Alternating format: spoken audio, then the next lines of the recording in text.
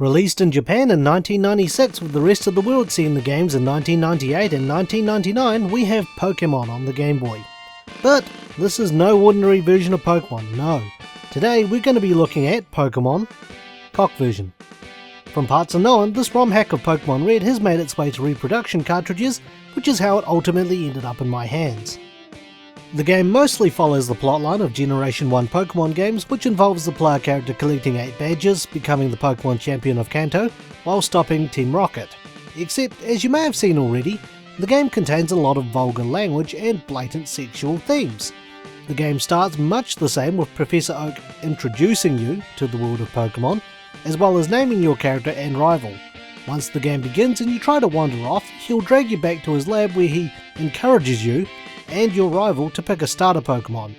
However, unlike Red and Blue/Green version, these starters aren't Charmander, Squirtle and Bulbasaur, the fire, water and grass options. Instead you have Lickitung, Mr. Mime and Mew to choose from, with your rival picking what would have normally been the Pokémon with the type advantage to yours, but instead having whatever he picks randomly changing from the Pokémon that was originally there. So in my case, his Mew became a Paras. Once you collect Oak's parcel and receive your Pokédex, your journey begins. But is the game any good? Find out in The Good. I'm going to have to applaud whoever made this ROM hack for the dedication to replacing 90% of the game's text with something to do with dicks, pussies, boner ghosts and other things.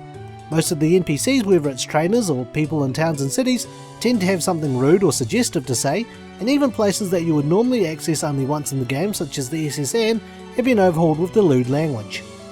Other changes made to the game which completely throws off the balance includes making Master Balls, which will capture any wild Pokemon without fail, available for free from the Viridian Pokemart, and putting fully evolved Pokemon such as Golem and Machamp in really random places, or the original starters and Mewtwo if you're lucky in Route 1. The game even removes some barriers so you can walk straight to Rock Tunnel, or even go to Saffron City long before you're supposed to be there. Let's say a lot of liberties were taken with this game, and that's all the good I really have for it. So from here, let's bring up the bad. As creative as the language used in the game is, it does get old very quickly. Once you've heard one thing about someone putting their dick into something, or having something go inside, or in some cases outside them, you've more or less heard it all. There's some pretty tasteless stuff in there too, which I won't go too much into detail with either.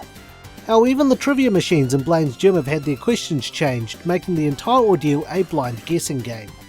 There's also some text scrolling issues which bug me to no end. I don't think there's a need to have that many exclamation marks in a sentence. I also found some of the shortcuts put into the game weren't working either, but I'd put that down as a minor thing. Outside that, there isn't really much else to complain about, so it's about time I give the opinion. Pokémon Cock version at the end of the day is just Pokémon Red with different text, some minor map changes and weird Pokémon placement.